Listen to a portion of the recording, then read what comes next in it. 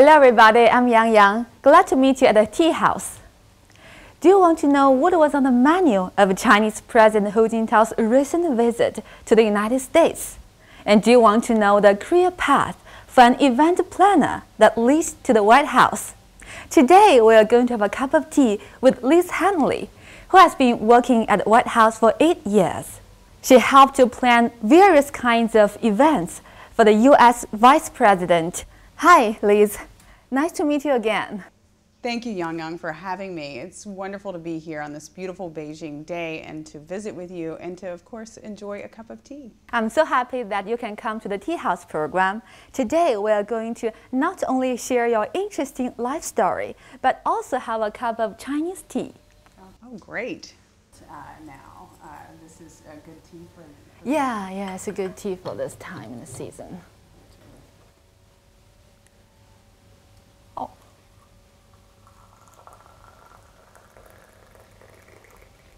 To put higher to make the water colder.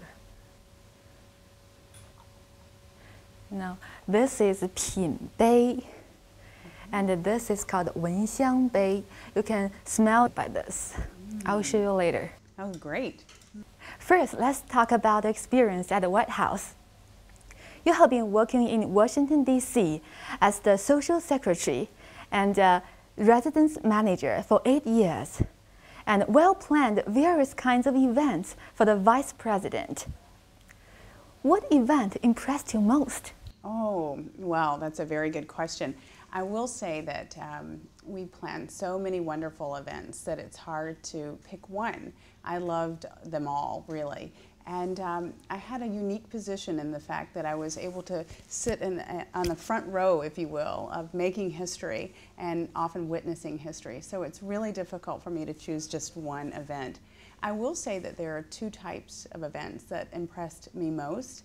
And one of those was when we were able to work with underprivileged or disadvantaged children. And the second type of event that really impressed me and inspired me were those occasions when I had the opportunity to work with wounded war veterans from Afghanistan and Iraq. Those two types of events in particular really moved me, but all of them were so great. It's hard to say that there's just one.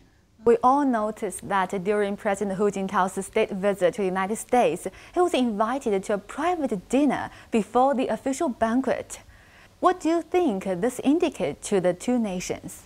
And I think it was so significant that President Obama invited President Hu to the what's called the old family dining room in the White House. That is actually in the upstairs private quarters of the president and his family. So it's very much like having someone to their home for dinner. And in America, it is the most we can bestow upon our guests is to invite them into our home to share a meal. And that, I think, is the same in China, too. So I don't think that the significance of this intimate gathering was lost on President Hu, and I think he very much appreciated it. Well, how special it was in terms of diplomatic rituals. Oh, I think it's very special, and I think that invitation to that private dinner really set the tone for the entire visit. So before all of the pomp and circumstance for the state arrival and the official state dinner, these two leaders got together and actually had a chance to discuss common interest and shared concerns between the two. And that really shows the importance, I think, that this White House is trying to express to President Hu Jintao and the Chinese people how important it is for our two countries to work together. I know that you have brought the menu of President Hu Jintao's visit to the United States. What was on the menu? Well, the White House spent a lot of time preparing for the state visit. So the first thing that I know from my visit, let's take a look at the menu together. But the Chinese delegation actually asked for a quintessentially American visit. And so from the decor to the entertainment to the menu, the White House took great amounts of time to prepare a quintessentially American evening for President Hu and his delegation. So it started with executive chef Chris Comerford and White House pastry chef William Yosis putting together this menu. And it reads something like this: dinner in honor of His Excellency Hu Jintao, President of the People's Republic of China, the White House, Wednesday, January 19th, 2011. And they prepared a lovely menu, one that started out with a pear salad, poached Maine lobster followed, an intermezzo of lemon sorbet, dry-aged ribeye, and they closed with what I call the quintessential American dessert, old-fashioned apple pie and vanilla ice cream. And I will say that Chris Comerford, that executive chef that I mentioned, she's from Asia Pacific region, and the first minority and first woman to hold this high post. And so she really was the perfect person to take the lead on preparing this menu for President Hu. And which one can best demonstrate American cuisine? Oh, I think the dessert, the old-fashioned apple pie and vanilla ice cream. Yeah. And would you please tell us what is President Obama's favorite food? Do you want to know President Obama's favorite food? Please stay tuned. Liz will tell us later. The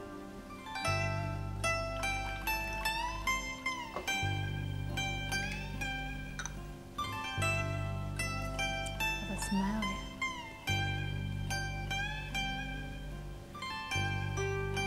The reason why we put this kind of tea on this cup is because we can see the color of the tea in the white cup.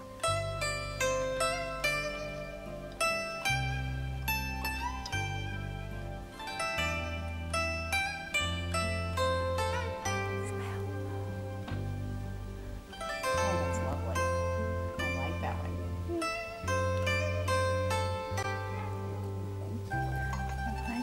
Now, you'll tell me, how do I hold this? Like this?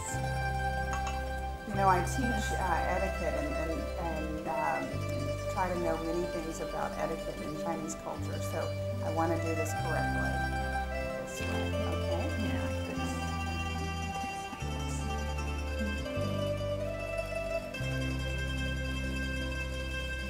So you continue to add the water. Yeah, continue to add the water here.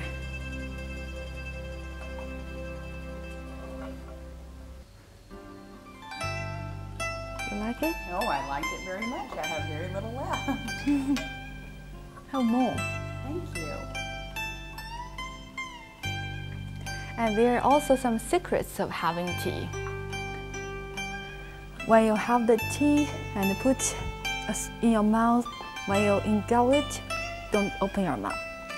Let the air come out from your nose so you can smell the tea.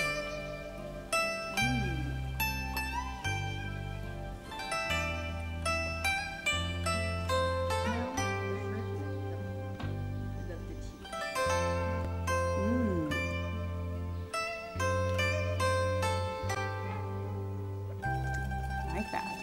Thank you for that technique. I did not know that, but it makes a difference. I learned that from the master of tea from Taiwan, Lugu County. She is the champion of a competition of tea ceremony in Taiwan. Welcome back. Okay, Liz, now would you please tell us Barack Obama's favorite food? Oh, Yang, you're too good, but I cannot give out state secrets today. But I will tell you, as we all know, he lived in Asia part of his life, and he has said that he knows how to cook a couple of Chinese dishes, which I think is quite impressive.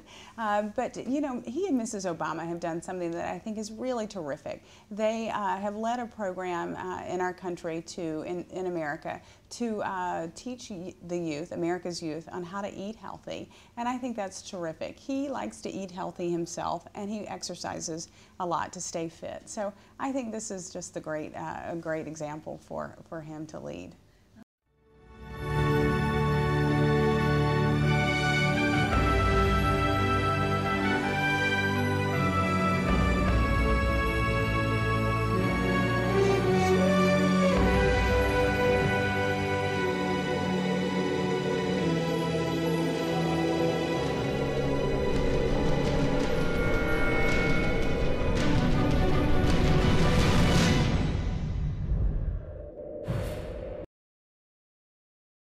Now let's move on to your career path. Sure.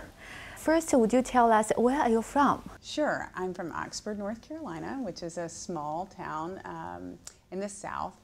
There are about 8,000 people.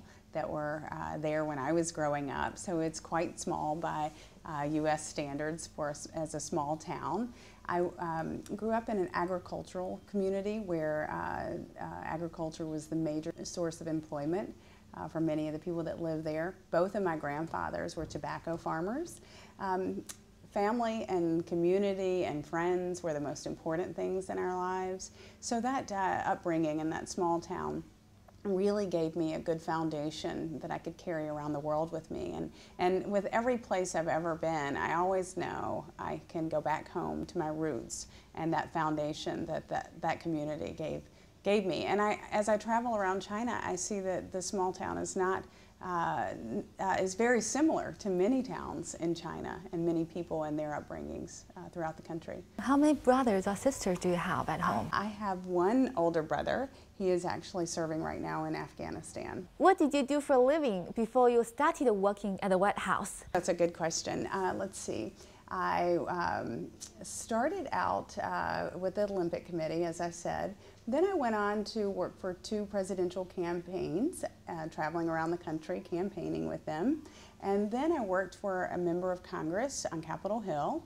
And then I worked for Barbara Franklin, who was a former U.S. Secretary of Commerce, and she had really incredible and strong relations with China. And those jobs prepared me, I think, for ultimately my job next, which was the one at the White House. And how did you manage to finally become Social Secretary and the Residence Manager of the White House? In which year? And that was in 2000. You know, I will say that it was a lot of hard work and a lot of years of hard work and sort of sticking to my goals. And I had a lot of people who helped me along the way, especially my friends and family, my women mentors in particular, that kept encouraging me. So friends and family and mentors that helped me along the way.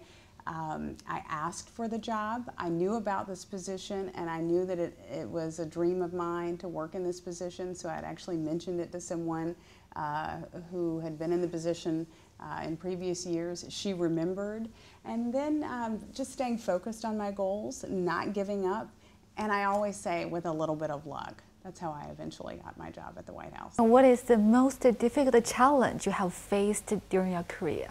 Well, I would think probably the amount of times I had to move and my travel schedule was somewhat difficult. The fact that I made very little money and sometimes no money at all to support myself was quite challenging. But I stayed focused, and again, that mentor group that I was telling you about, my friends and family, they kept encouraging me along the way. And so quitting and not overcoming those difficult challenges wasn't really ever something I seriously considered, because I knew I just had to keep working hard, stick to my dreams, and people would continue to support and encourage me. That's great. Did you consider giving up at that time? Not really, because as I said, I just had so many people who were listening to me say what my dreams were. They kept encouraging me. They gave me great examples of their own career failures and successes, and so I tried to listen in turn and take advice of my mentors and my elders, and really not seriously considered ever quitting, because it was such an important dream and goal for me. Oh, that's great. Okay, now let's have a rest and have a cup of tea.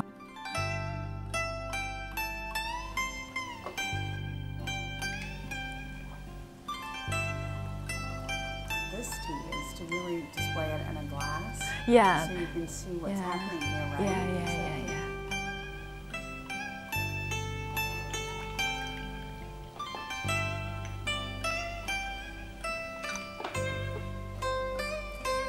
The smell,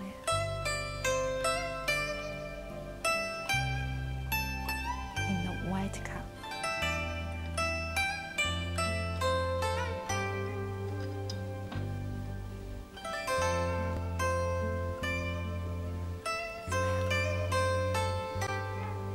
Oh, that's lovely. I like that one.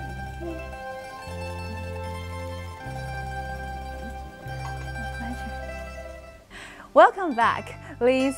Would you please tell us what you're doing here in China now? Well, My husband and I are having a fabulous time living here in Beijing now.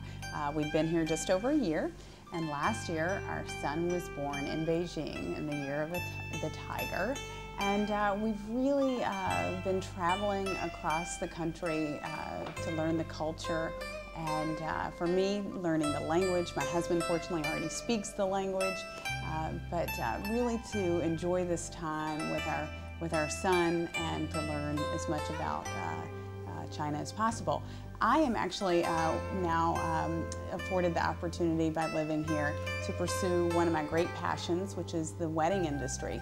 So I have been taking the last year in my travels to really research and study wedding traditions throughout China. So it's been an incredible opportunity that living here in China has afforded me.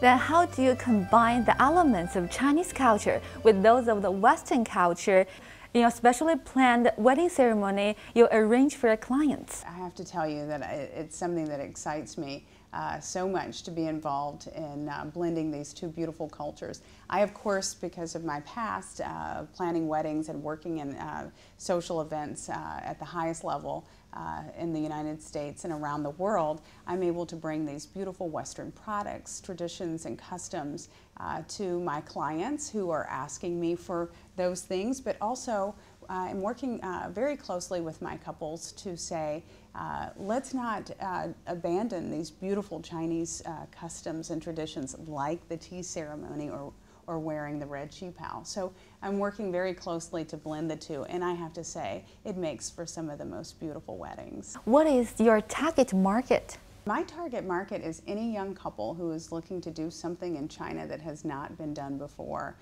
Again, my unique perspective of what I know about Western customs, traditions, and products from all over the world, combined with the beautiful products that I found and designed and had made even here in China. Blending those two, if that's something you're interested in, I'm the wedding planner for you. Also, I have to say that I love telling this simple, true love story of a young couple or any couple at any age in their life that's decided to get married. I think that telling that story, love story, is something that I love doing, and it's just been a real privilege to me to work with clients who are looking for that kind of wedding planner. Well, Liz, would you please tell us something about your own wedding? Sure. Well, my husband and I decided that we would honor our ancestors and our family and our service and ceremony and banquet. So we kept our theme to be just that. And throughout the ceremony and banquet, we had photos displayed of our ancestors. My dress came to me through a designer by the name of Ramona Cabeza. She wasn't a big name, but I had a connection with her through former White House Social Secretary to President John Kennedy. Her name is Letitia Baldridge. She knew this designer, thought she would be perfect to design my dress, and she was. She actually covered the entire dress in small seed pearls from China. So it was already something in my mind that we were moving to China, and so we certainly infused many Chinese things throughout our wedding. And it was so fun to do that with my husband. We planned it very closely together. But one thing that we did was we gave our guests lucky fortune numbers for the day. And so I think they really enjoyed reading their fortune and seeing their lucky numbers as we gave them to them in little cookies for dessert. Oh, yeah. What's your lucky number?